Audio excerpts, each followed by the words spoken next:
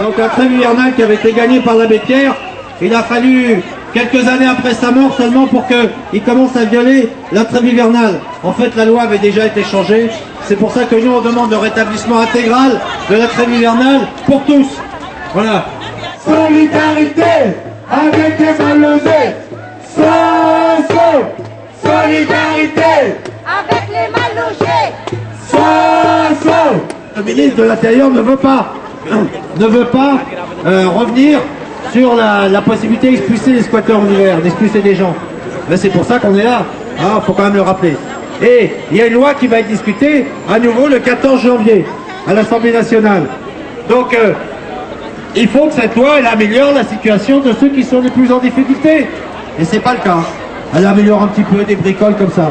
Mais on voudrait des mesures symboliques qui sont fortes. La première, c'est l'arrêt des expulsions en hiver. La deuxième, c'est l'arrêt des expulsions sans relogement. Et la troisième, c'est que les lois soient respectées, appliquées. La loi de réquisition également, c'est quelque chose de très important quand on sait qu'on a 2,4 millions de logements vides dans notre pays. On n'en a jamais compté autant. Et c'est des logements vacants, c'est des bureaux vacants. Vous savez qu'il y a 7 millions de mètres carrés de bureaux inoccupés en Ile-de-France. Parce que les maires ont construit n'importe comment. Ils ont dit je veux des bureaux, je veux pas des HLM. En gros c'est ça. Bon. Je veux des bureaux, les logements ça va, j'en ai assez. Mais non, les logements il n'y en a pas assez. Et des bureaux il y en a trop. Donc maintenant il faut transformer ces bureaux en logements. Il faut réquisitionner ces bureaux qui sont vides en attendant de résoudre la crise du logement, de construire les logements dont on a besoin. Donc l'application de la loi de réquisition. Alors Madame Duflot, on n'oublie pas, parce que Madame Duflot s'est engagée fin octobre à réquisitionner les logements vides. Fin octobre 2012, ça fait plus d'1 an. La réquisition, on attend toujours. Il n'y a pas eu une seule réquisition. De temps en temps, elle appelle la presse pour dire « Oh, on va ouvrir un immeuble vide qu'on a mis à notre disposition. » De l'administration ou la mairie, ou je sais pas où, ils ont mis à disposition. Mais c'est pas une réquisition, ça. C'est une mise à disposition. Voilà.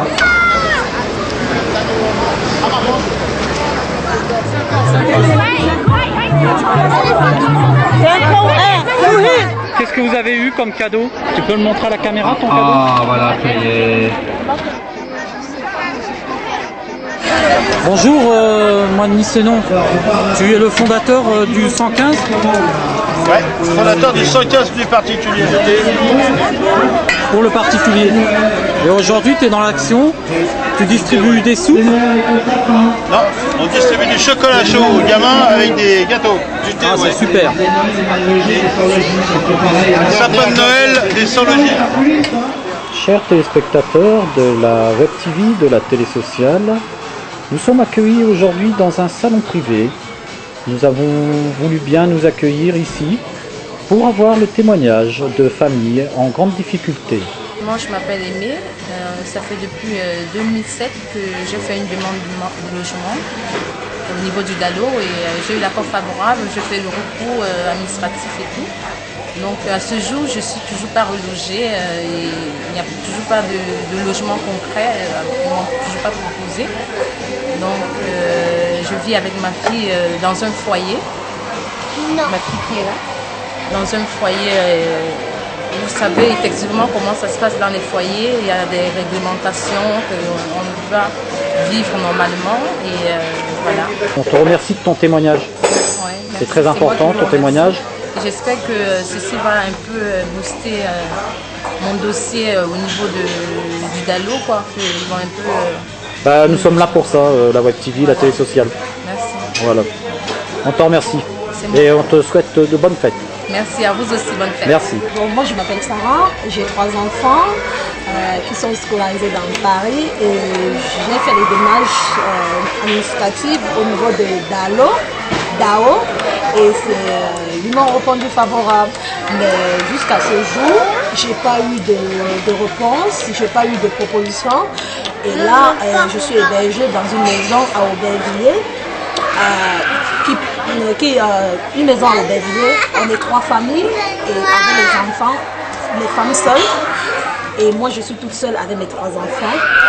Bon, les difficultés que je rencontre. Mais tu es hébergé par un organisme, quelqu'un? Oui, oui. Quel est l'organisme? C'est un foyer, une association? C'est une association. Qui t'héberge? Oui. D'accord. Et donc tu es hébergé gratuitement là en attendant? Non, C'est en collectivité, non? Oui. C'est-à-dire qu'il y a d'autres gens qui logent avec toi? Oui, on est 3 familles dans une maison. 3 familles dans une maison? Oui, de 5 pièces. Vous partagez la cuisine en collectivité, Oui, la salle et de le bain? salon, il y a deux salles de bain. J'ai Oui. ma salle de bain toute seule avec mes 3 enfants. D'accord.